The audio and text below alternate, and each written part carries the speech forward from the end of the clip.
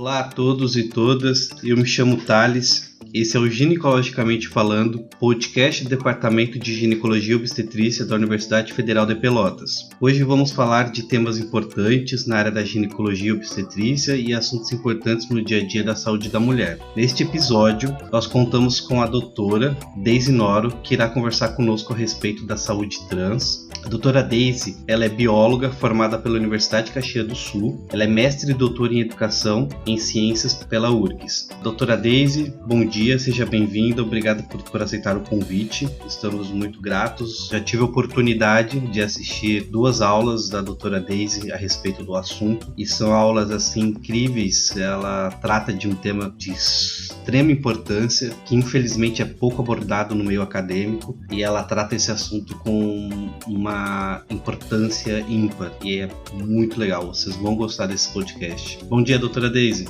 Bom dia, Thales, bom dia a todos e a todas. É um prazer para mim receber esse convite e poder colaborar de alguma forma com alguns conceitos que ficam tão ocultos no meio tanto acadêmico quanto social. Muito obrigada mesmo. Então tá, doutora Deise, vamos começar com as perguntas. A primeira pergunta que eu vou fazer à senhora seria o porquê que as mulheres lésbicas e os homens trans buscam menos atendimento ginecológico? Isso é um motivo de questionamento, eu imagino que deveria acontecer no meio dos ginecologistas, e a gente percebe que isso não acontece. Se nós temos dados que menos da metade das mulheres buscam atendimento em saúde quando elas são, agora falando especificamente de mulheres lésbicas, que a busca é maior do que de homens trans, eu imagino que esse meio já deveria estar se preocupando com dar formação e trabalhar a temática há muito tempo. Eu participo de muitos trabalhos na área da educação e nós precisamos de muito apoio da área médica e nós não obtivemos. Pensando nisso, é fácil de olhar os dados e entender que o motivo que leva essas pessoas a não buscarem atendimento é justamente a falta de conhecimento, a falta de acolhimento na abordagem da temática numa consulta. Então, se a gente pensar por esse aspecto, é o conhecimento que está falhando, a falta dele. Nós precisamos de momentos como esse, Thales, por isso meu agradecimento. Nós precisamos de momentos que elucidem a temática, que deixem o profissional da área seguro em atender a paciente ou o paciente, que ele saiba como abordar, como conversar, e como acolher essa pessoa que está buscando atendimento, porque essas pessoas também vão falar para outras que naquele local foram bem atendidas.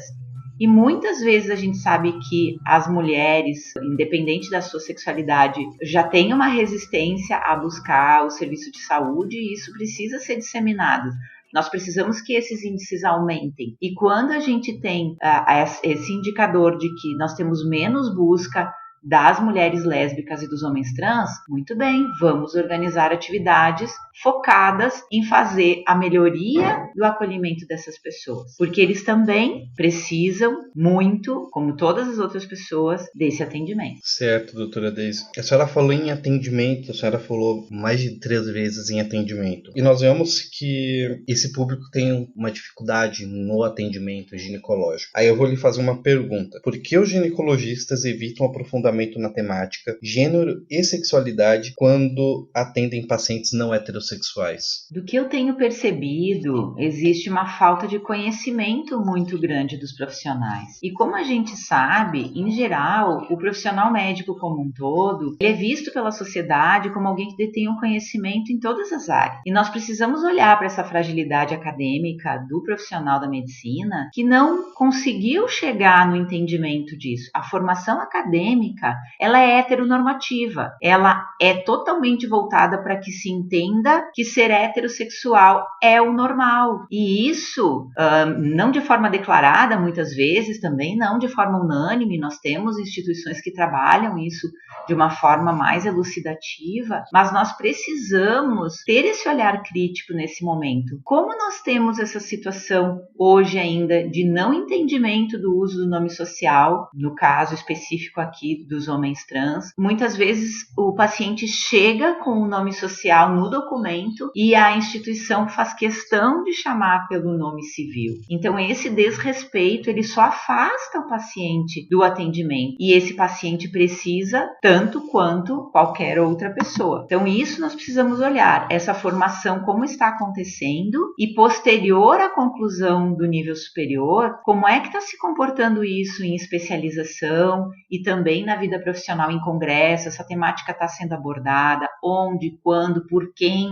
de que forma. Esse entendimento é fundamental. Eu tenho alguns colegas que cursam medicina e nenhum deles diz ou relatou que teve aula sobre isso no meio acadêmico, infelizmente. E partindo do pressuposto que nós já temos pesquisas fora do Brasil, claro, uma de 2012, tem uma de 2018 também, que liga preconceito a pessoas de baixo QI. Tem uma outra que fala que pessoas homofóbicas são menos inteligentes. É inadmissível nós termos no século XXI um desconhecimento dos profissionais da área da saúde na temática. Nós precisamos que isso aconteça. Por isso, Thales, eu me preocupo tanto, e você percebe que, assim, a qualquer chamado eu me coloco à disposição, porque eu sofri muito durante um tempo quando nós conseguimos tornar isso passível de discussão na área da educação, e ao mesmo tempo sofrendo inúmeras represálias. Como eu disse antes, nós esperamos do profissional da saúde que ele tenha um entendimento sobre essa temática. Só que isso não está acontecendo. Então nós precisamos sim ocupar todos os espaços possíveis e tornar esse conceito que é orientação sexual, que é identidade de gênero, que é expressão de gênero,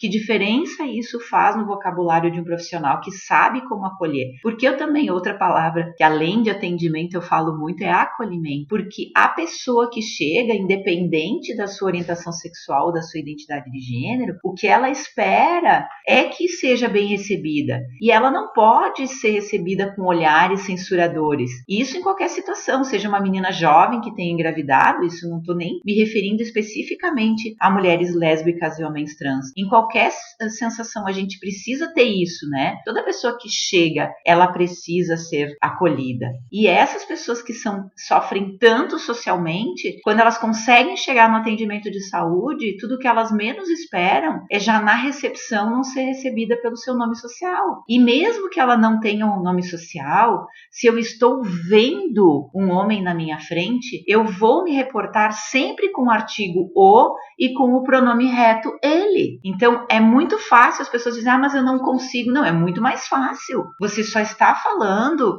do fenótipo, digamos assim, de uma forma agora tentando tornar mais leve, né? Nós precisamos que as pessoas sejam respeitadas, que elas sejam reconhecidas na sua identidade de gênero e na sua expressão de gênero.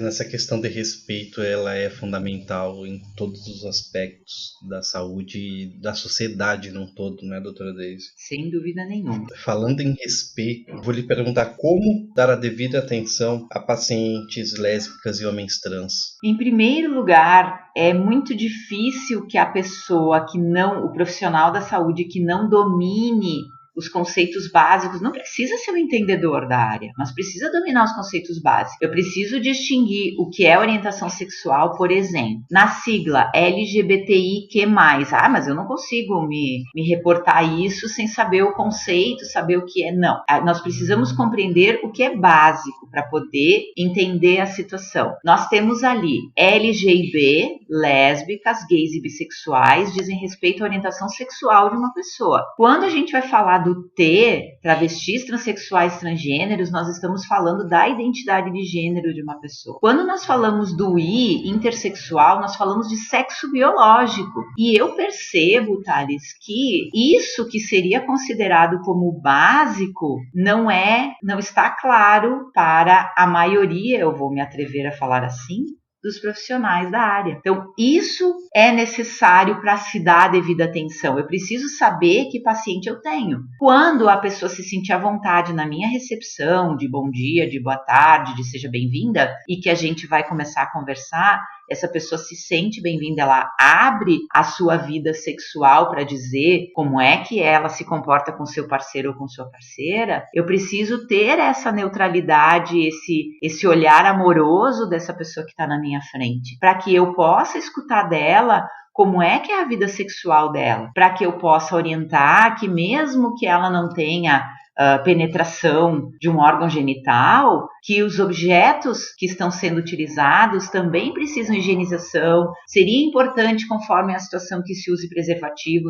nos objetos. Esse tipo de diálogo franco a gente só tem com uma pessoa que dá esse olhar amoroso, que dá esse olhar de entendimento. Se o profissional tem uma postura heteronormativa, que se percebe um olhar condenatório, mas que a pessoa não vai se abrir. Então o objetivo do profissional também não é atingido quando ele não consegue orientar para a prevenção de IST, não consegue orientar para qualquer outra forma do relacionamento que poderia ser abrangente e talvez essa pessoa nem volte. E aí eu estou falando das mulheres lésbicas, mas no caso do homem trans é desde a recepção na instituição de saúde. Se ela tem nome social, se ela não tem, como é que ela é recebida? Porque é muito complicado você ter toda uma expressão de gênero masculina e a pessoa insistir em se reportar você pelo seu sexo biológico. Você não está vendo o sexo biológico dessa pessoa. Então se reporte ao que você está enxergando. Me parece, talvez eu seja ingênua nisso, mas me parece muito mais fácil do que querer imaginar qual é o sexo biológico da pessoa antes de eu atender ela. Tem toda razão, doutora Deise. Eu fico pensando nas questões assim, e me vem uma questão que eu li num texto falando sobre o adoecimento mental dessa população, que a questão de identidade, ela não é uma condição psiquiátrica, mas a transfobia que essas pessoas sofrem é enorme, então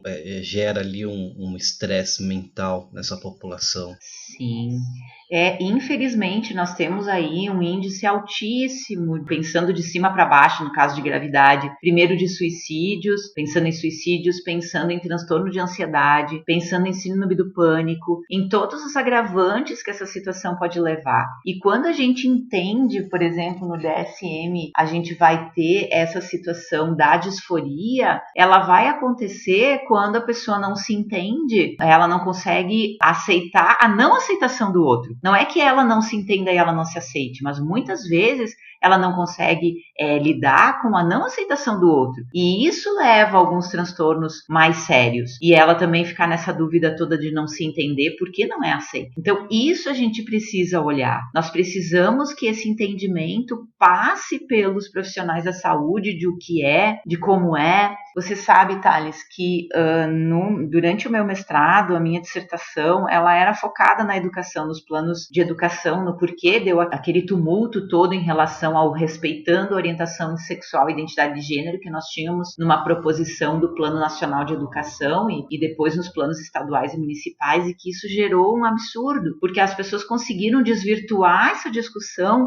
para dizer que quando você diz respeitando a orientação sexual é que a professora vai orientar sexualmente. Você entende o quão longe nós estamos de um conhecimento mínimo sobre orientação sexual e identidade de gênero? Isso é muito sério. Quando eu finalizei o mestrado, eu tinha uma preocupação muito grande em conseguir que as pessoas entendessem o raso, o básico. Elas precisam sair do pensamento heteronormativo. Elas precisam entender que uma pessoa, ela não é bissexual, e aqui agora eu vou usar o exemplo, porque em geral é o alvo maior das pessoas, sobre não saber o que quer. Ela não sabe o que quer, então ela é bissexual. E por aí a gente vai ter as frases pérolas para qualquer outra orientação sexual e identidade de gênero. E porque eu não entendo, eu não consigo compreender, eu relego isso a um patamar de que não existe na vida das pessoas. E aí, quando as pessoas aparecem, existe toda essa temática. Então, por que eu sou tão incomodada quando as pessoas têm um grau de instrução satisfatório e mínimo para fazer essa compreensão? Porque eu concordo, né? Nem posso dizer que concordo, porque eu seria abusiva, né? Está aí publicada já essas pesquisas, mas realmente, assim, a gente não consegue entender como os profissionais da saúde podem partir para esse patamar de pessoas que serem olhadas como pessoas que têm um QI baixo, como pessoas menos inteligentes, porque é isso que nos países mais desenvolvidos se entende, que as pessoas que não conseguem compreender todas as outras possibilidades não heterossexual não a heterossexual, todas as outras possibilidades, como sendo perfeitamente esperadas. Isto pode acontecer. Então, nós precisamos melhorar o conhecimento. Que espetáculo, doutora Deise. Com certeza teremos outros convites para a senhora abordar esse tema, porque a senhora fala com muita propriedade dele, com muita razão na fala da senhora. Por agora eu não tenho mais nenhuma pergunta. Eu gostaria de saber se a senhora teria alguma mensagem para deixar a respeito do tema, dessa importância. Sim, Thales, eu acho que a mensagem que nós precisamos deixar é que cada pessoa olhe para si mesma. Se ela conseguir se entender perfeitamente na sua orientação sexual, na sua identidade de gênero, na sua expressão de gênero, e se sentir bem com tudo isso, que ela possa olhar daí para o outro e com esse olhar de acolhimento, com esse olhar afetuoso, com esse olhar de amorosidade, e que se possa compreender que cada pessoa precisa saber de si e que todas merecem respeito. Todas as pessoas precisam ser ouvidas, precisam de atendimento de saúde, mas elas precisam do atendimento na sua necessidade, elas precisam poder falar com o profissional exatamente das suas ansiedades e das suas necessidades. Então a minha mensagem é essa, que primeiro a gente se olhe, se respeite e depois olhe para o outro e respeite o outro também. Que espetáculo, doutora Deise. Muito obrigado por ter aceito o convite, obrigado por essa mensagem, por essa conversa. Agradeço também a todos que estão nos ouvindo. Por enquanto é isso, vamos aguardar o próximo episódio. Obrigado, doutora Deise, obrigado, pessoal. Eu que agradeço, Thales, muito obrigado. Tenham todos um ótimo dia. Obrigado, até mais, pessoal. Aguardemos os próximos episódios.